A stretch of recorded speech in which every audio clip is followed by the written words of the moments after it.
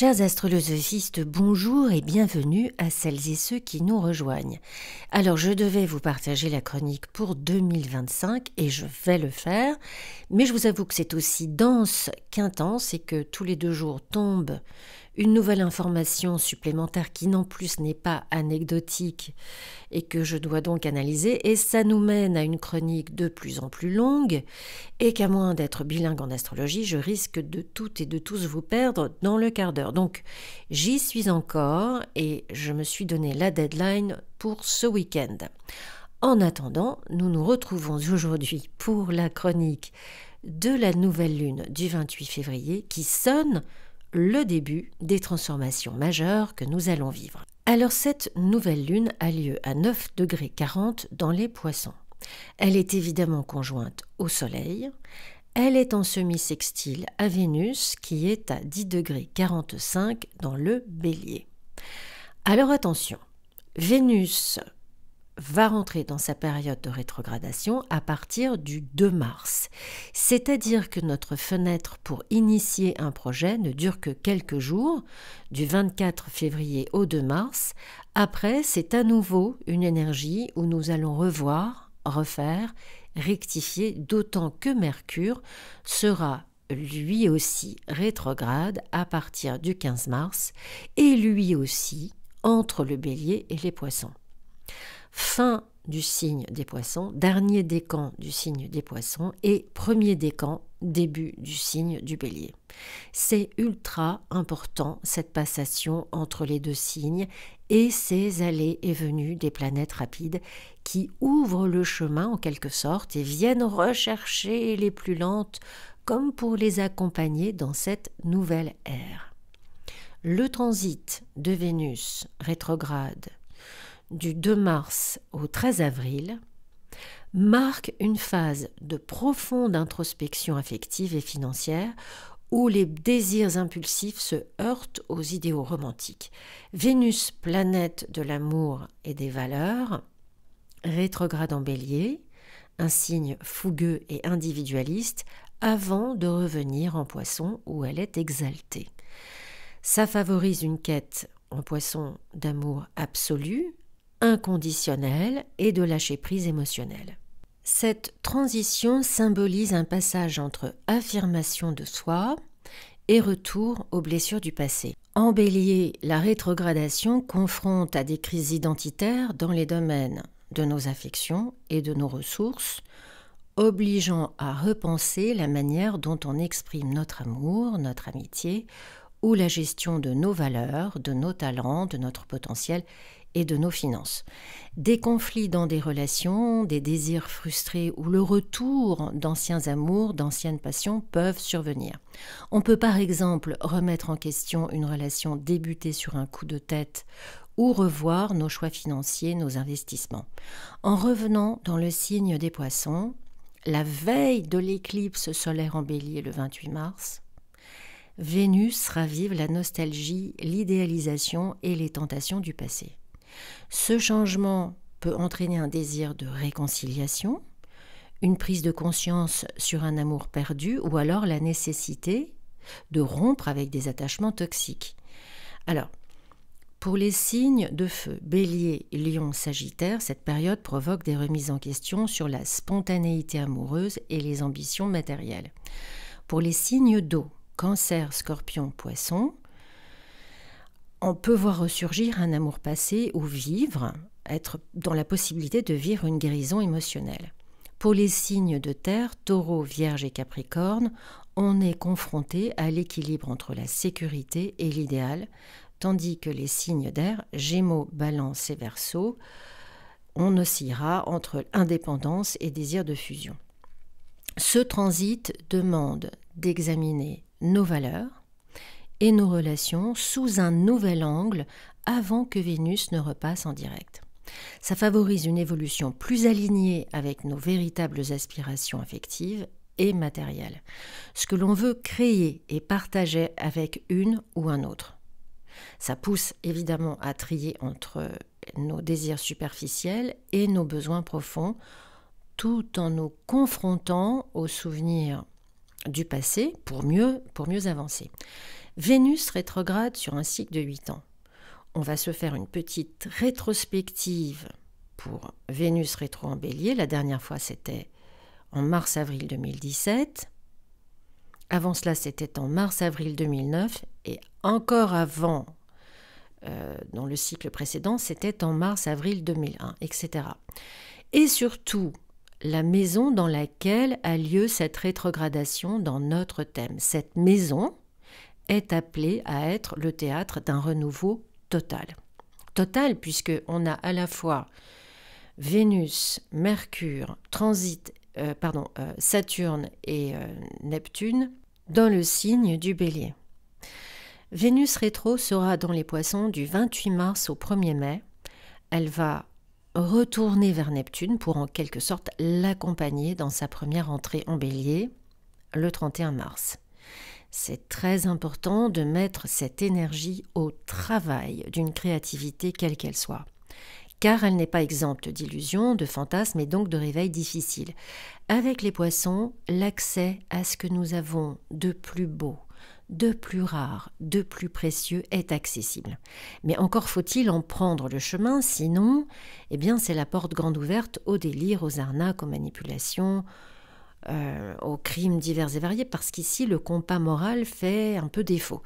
Si nous ne sommes pas à l'écoute de notre guide intérieur, il se peut que nous suivions comme un mouton l'appel de l'irresponsabilité, de la lâcheté, de la fuite, qui s'illustre le plus souvent par des influences néfastes ou l'absorption de substances qui nous anesthésient, typique des Poissons, drogue, alcool, médicaments, nourriture sucrée, grasse, etc. Bon. L'éclipse solaire du 29 mars a lieu sur le 9e degré du Bélier. Et Vénus va passer 3 fois sur ce degré, du 21 au 22 février, du 9 au 12 mars et du 14 au 15 mai. Nous voulons créer, nous exprimer, ouvrir une nouvelle façon de vivre nos amours, nos amitiés, nos partenariats. Alors oui, des gens du passé refont surface, mais il s'agit de reprise de contact pour continuer un chemin plus élevé. Alors c'est plutôt féminin, ça peut être une amante, mais aussi une amie, une sœur, une fille, une associée. Dans tous les cas, ce sont des gens avec lesquels nous avons une fréquence similaire. Nous sommes sur la même longueur d'onde et c'est cette élévation qui permet la reconnexion. Les relations qui n'ont pas de profonde raison de rester peuvent rapidement se déliter, se dissoudre pendant cette période où les disputes, les désaccords, le manque d'harmonie résument assez bien l'ambiance. Alors la nouvelle lune est aussi en trigone montant à Mars, en Cancer, à 17,6 degrés. Elle maîtrise ce Mars, puisque c'est la planète qui gouverne le Cancer. Alors c'est encore beaucoup d'eau. Enfin, elle est en carré à Jupiter, la nouvelle lune, qui remonte en Gémeaux à 12,11 degrés. Ce carré avec le maître historique des Poissons n'aide évidemment pas à rester concentrés. Alors en France, cette nouvelle lune a lieu dans la nuit. Au matin, elle sera conjointe à Saturne, ce qui a l'avantage de remettre un peu les pendules à l'heure. Mais enfin, la signature de cette nouvelle lune n'est pas conjointe à Saturne. Alors le maître de cette nouvelle lune, j'ai nommé Neptune, est à 28 degrés 51 minutes dans les Poissons. Il est conjoint à Mercure à 24,40 dans le même signe. Il est conjoint à Saturne à 20 degrés 34. Neptune est en sextile à Uranus à 23 degrés 36. On voit bien qu'il y a vraiment des nouvelles impulsions, des nouvelles idées ici. Uranus est en Taureau. Neptune est en sextile à Pluton à 2,51 dans le Verseau. Et surtout, Neptune est conjointe au nœud nord à 27 degrés 24 dans les Poissons. Il y a des choses à regarder aussi du côté de Jupiter, qui est le maître historique donc, et qui est en carré à la nouvelle lune et à Saturne, mais en sextile à Vénus et en trigone à Pluton. On va creuser les outils très intéressants que ces derniers aspects proposent. Bon, alors déjà, Mars est en direct en Cancer depuis le 24 février. Le trigone à la nouvelle lune, que dit-il ? La nouvelle lune en Poisson, ça marque un nouveau cycle émotionnel, empreint de sensibilité, de créativité, d'intuition, de spiritualité. Les poissons, c'est un signe d'eau qui est mutable, ça favorise les nouveaux départs liés à l'inspiration, la compassion, les rêves, mais aussi à la dissolution de l'ancien pour faire place au renouveau. C'est une période propice aux intentions axées sur le lâcher-prise, l'élévation et la guérison intérieure. Avec Mars en Cancer, l'énergie d'action, elle est plus émotionnelle et protectrice, voire un peu sur la défensive. Mars, habituellement dynamique et affirmatif, en Cancer, il est plus dans la réaction et dans la sensibilité. Cette configuration peut renforcer une tendance à agir sous l'influence des émotions plutôt que de la logique.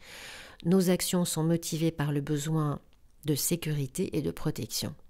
L'interaction entre ces deux énergies suggère un début de cycle où l'intuition guide l'action, mais où une certaine prudence émotionnelle peut freiner l'initiative. Il existe un élan vers un idéal, mais avec une approche peut-être plus indirecte ou fluctuante, peut-être un peu hésitante aussi, un peu insécure. Sur le plan collectif, cette combinaison peut aussi accentuer des vagues d'empathie ou des réactions émotionnelles très intenses face aux événements. Et des événements, mon Dieu, il va y en avoir d'autres. C'est aussi parce que nous les pressentons, ces événements, que nous avons envie de nous échapper de ces courants rapides escarpés. Des initiatives, nous allons en prendre aussi. Nous pouvons nous attaquer à un nouveau projet, conduire un groupe, une communauté. On est attiré par l'action au sein d'une collectivité ou d'une famille, d'une entreprise. C'est plutôt une action féconde. C'est un aspect qui ne laisse guère le temps à la réflexion entre la conception et l'action, l'imagination et l'exécution ici étant liées.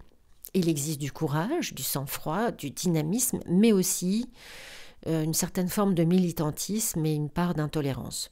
Mais on peut en faire quelque chose de très positif, comme la création d'un café associatif, d'un atelier, d'un cours où nous allons partager nos connaissances. Alors le spectre est assez large entre l'écriture, la photo, la vidéo, le dessin, la peinture, la musique, le chant, mais aussi la cuisine, des recettes familiales que nous voulons partager avec d'autres. Enfin, ça favorise incroyablement la créativité, cette nouvelle lune, la capacité à influencer, convaincre ou toucher les autres en s'appuyant sur les émotions plutôt que sur des arguments strictement rationnels.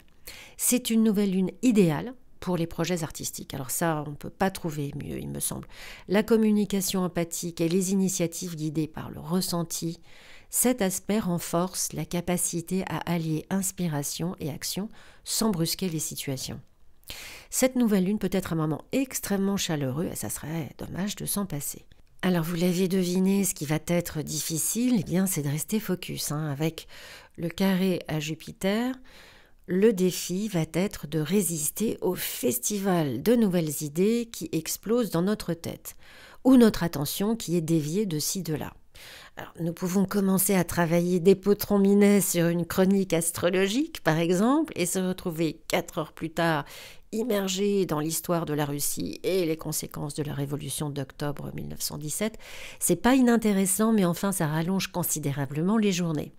La nouvelle lune en Poisson évoque la fluidité, l'inspiration et le lâcher-prise, tandis que Jupiter en Gémeaux amplifie la dispersion mentale et la multiplicité des idées, mais aussi les illusions et les exagérations.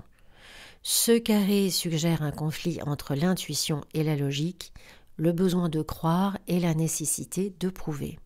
On risque un enthousiasme aveugle, des promesses peut-être trop belle pour être vraie, une difficulté à discerner la vérité des illusions. Ce transit peut aussi accentuer une tendance à la procrastination, aux faux espoirs ou à la confusion face à un flot d'informations contradictoires. Il existe aussi un désaccord entre nos idées et les lois qui dominent le milieu social dans lequel nous évoluons. Nous pouvons nous opposer ou être confrontés à un règlement, à l'idéal d'une société dont nous n'admettons pas ou plus les opinions. En tout cas, la loi, une procédure judiciaire peut intervenir dans notre entreprise, dans notre cellule familiale ou dans un patrimoine et l'un de nos collègues, de nos partenaires ou l'un des membres de notre famille peut en souffrir. L'immigration, l'expatriation, le transfert de notre foyer à l'étranger peut être une tribulation qui rencontre beaucoup d'obstacles et de péripéties, principalement dues à des incompétences ou des retards administratifs. Jupiter étant en carré à Saturne jusqu'en octobre 2025, toute procédure judiciaire initiée avant cette date risque d'être de toute façon significativement retardée. On peut avoir des difficultés pour faire reconnaître un diplôme, une expertise. Ici, il s'agit de trouver un équilibre entre l'imagination et le pragmatisme. Acceptons que tout ne peut être sous notre contrôle, tout en restant vigilante face au mirage. Cette nouvelle lune invite à réévaluer nos certitudes, à clarifier nos intentions et canaliser nos inspirations de manière concrète, sans se perdre dans nos ruminations et autres divagations. Il y a probablement des individus que nous avons mal identifiés. Ne donnons pas notre chemise au premier venu. De toute façon, tous les carrés nous demandent un rééquilibrage des zones de friction et favorisent la croissance personnelle grâce au travail et à la persévérance. Alors, que dit Neptune, Dieu et maître de toutes ces énergies, conjoint à Mercure, à Saturne et au nœud nord? Ça apporte un moment de réflexion intense où nos idéaux, notre communication et nos structures sociales entrent dans une phase de transformation très profonde, marquée par des enjeux karmiques et collectifs. Mercure, qui est une planète, qui est la planète de la pensée, des échanges et de l'intellect, rencontre Neptune, planète de l'invisible, de l'intuition et des illusions. Cette conjonction, elle favorise une période où l'intuition, les rêves deviennent plus puissants que la logique. Par exemple, dans un contexte personnel, nous pourrions ressentir une volonté de réconcilier nos croyances spirituelles avec la réalité, ou nous lancer dans des activités créatives où la réflexion se fait principalement par notre ressenti plutôt que par notre raisonnement. À l'échelle collective, nous allons sans doute assister à la montée de discours mystiques ou à une tendance à la confusion dans les médias. En tout cas, ça ne va pas s'arranger. La diffusion de fausses informations pourrait augmenter drastiquement, notamment sur des sujets religieux, politiques, philosophiques. À un niveau pratique, un individu pourrait ressentir une révélation qui l'incite à réorienter sa vie vers des valeurs plus spirituelles ou humanitaires. Saturne apporte ici une pression de structuration des idéaux neptuniens, donc on est confronté à la réalité de concrétiser nos rêves et nos projets, peut-être des projets qui nous semblaient irréalistes justement jusqu'à aujourd'hui. Par exemple, un artiste pourrait avoir une grande vision pour un projet et cette conjonction l'incite à faire face aux défis pratiques de la production, de la discipline et de l'organisation. En politique, cette conjonction peut se manifester par des promesses de changements sociaux qui se heurtent à la réalité des compromis nécessaires, comme par exemple des réformes sociales ambitieuses, où la pureté de l'intention se confronte aux obstacles structurels ou simplement des ambitions individuelles. Un exemple pourrait être l'initiative de l'ONU pour le climat qui se heurte souvent aux intérêts politiques et économiques des États. Le nœud nord représente la direction karmique de notre évolution collective, nous incitant à avancer vers des idéaux élevés et vers une mission plus grande que nous-mêmes. Donc cette conjonction, elle suggère un tournant pour réorienter nos valeurs collectives vers un modèle plus humanitaire.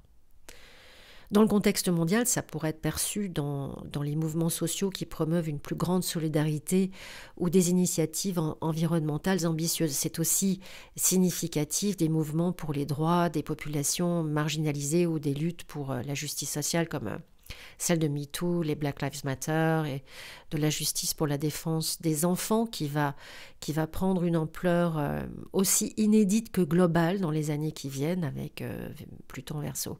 En revanche, ce transit peut également mettre en lumière des illusions collectives ou des projets trop idéalistes qui se heurtent à la réalité de la mise en œuvre. Il pourrait y avoir une tendance à se perdre dans des utopies ou à se laisser abuser par des figures charismatiques qui prêche un changement radical à coup de grands effets de manche et de vocifération, mais je vais parler de tout ça dans la chronique 2025 qui arrive. En tout cas, ce stellium en Poisson nous invite à l'introspection collective et personnelle sur la manière dont nous allons structurer nos idéaux, tout en mettant en garde contre les illusions et en appelant à transformer nos rêves en actions concrètes. C'est sans doute d'ailleurs la seule dynamique à bien se rappeler et à organiser en ce mois de février. Alors quant au maître historique des Poissons, j'ai nommé Jupiter. En Gémeaux, ça stimule une expansion des idées, de la communication et de la curiosité. Dans cet aspect, Jupiter élargit notre horizon mental et favorise l'apprentissage à travers des échanges, des rencontres intellectuelles ou la recherche de nouvelles connaissances.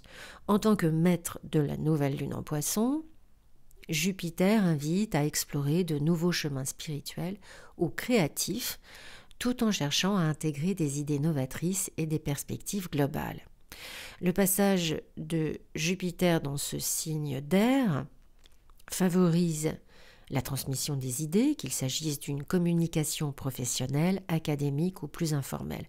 Par exemple, ce transit, cet aspect avec Jupiter en Gémeaux, pourrait favoriser l'émergence de nouvelles tendances dans l'éducation ou des idées révolutionnaires sur la manière d'enseigner ou de diffuser le savoir qui pourraient voir le jour. Dans un cadre plus personnel, cela pourrait s'agir d'un moment très propice pour élargir ses propres connaissances sur un sujet qui nous passionne, comme la psychologie, une technologie avancée ou la philo. En tout cas, le sextile de Jupiter en Gémeaux à Vénus en Bélier active nos désirs d'expansion dans le domaine vénusien, c'est-à-dire l'amour, nos relations et nos finances. Vénus en Bélier, elle est dynamique, elle est audacieuse, elle est pleine d'initiatives, elle incite à prendre des risques dans nos relations ou à investir dans des projets créatifs. Ce transit favorise des rencontres amoureuses spontanées et passionnées, mais également une forte volonté d'affirmer son indépendance et ses goûts personnels. Alors, on pourrait ressentir un regain de confiance en soi, ce qui est tout à fait agréable, qui nous pousse à agir plus librement et à prendre l'initiative dans nos relations. Ça pourrait se traduire par un projet entrepreneurial lié à la beauté, à la mode ou à l'art, où l'on prend de toute façon l'initiative de se lancer dans une nouvelle direction créative avec un vrai potentiel de succès. Si nous sommes en quête d'amour, eh bien ce transit pourrait nous encourager à dépasser nos peurs, nos doutes, nos hésitations et à engager des relations directes et audacieuses. L'optimisme de Jupiter, couplé à l'énergie d'impulsion de Vénus en Bélier, ça crée un environnement propice à des moments de plaisir et de spontanéité dans nos relations. Le trigone de Jupiter à Pluton en Verseau accentue la transformation profonde et la réinvention de nos structures personnelles et sociales, de nos valeurs collectives et des systèmes de pouvoir. Pluton en Verseau évoque la transformation radicale des réseaux sociaux, des technologies et des idéologies collectives. Ce transit suggère que des réformes profondes et progressistes peuvent se réaliser, en particulier dans les domaines comme la justice sociale, la politique et les sciences. Évidemment, l'essor des technologies numériques et de l'intelligence artificielle ou de nouvelles visions du futur sont proposées ici. Ce trigone pourrait faire émerger des leaders qui n'ont pas encore pris la parole ou des groupes activistes qui cherchent à transformer les sociétés de manière équitable et durable. Dans le domaine économique, ça pourrait se manifester par des réformes qui bouleversent les modèles traditionnels de pouvoir avec une attention particulière portée à l'égalité et à la redistribution des ressources. Pour nous, sur un plan personnel, ce trigone nous encourage à une transformation intérieure où nos croyances profondément ancrées et avec lesquelles nous naviguons depuis un moment déjà, elles sont remises en question pour nous adapter à une vision plus progressive de notre vie, de l'amour et des relations humaines. Cette nouvelle lune incite à prendre du recul par rapport à des situations figées, à adopter de nouvelles philosophies de vie et à nous libérer de nos anciennes structures limitantes. La nouvelle lune en Poisson, elle crée un climat favorable à l'exploration de nouvelles idées, à des transformations profondes sur le plan des relations et à une expansion des possibilités, de nos possibilités. C'est une nouvelle lune qui met en lumière l'importance de l'innovation intellectuelle et technologique, tout en favorisant des changements qui nous libèrent des structures qui ont fait leur temps, des structures obsolètes, et qui nous permettent d'évoluer vers un avenir plus inclusif, audacieux et profondément transformé.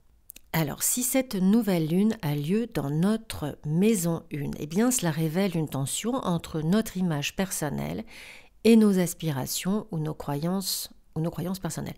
Nous pourrions nous sentir tiraillés entre le besoin d'exprimer notre individualité et les attentes extérieures. Attention à l'excès de confiance en soi ou à l'illusion de qui nous sommes vraiment. Si la nouvelle lune a lieu dans notre maison 2, il pourrait y avoir un désir intense de rechercher une sécurité émotionnelle et matérielle.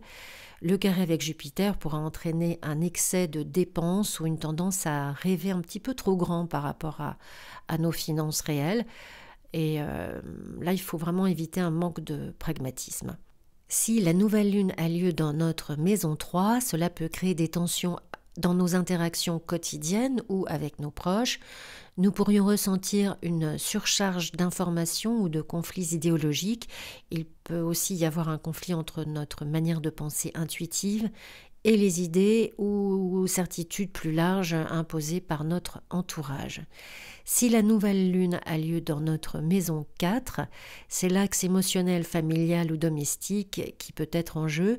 Il peut y avoir un désir profond de transcender certaines situations familiales ou d'atteindre une certaine forme d'idéalisme en matière domestique, mais les attentes exagérées de Jupiter pourraient créer des tensions ici.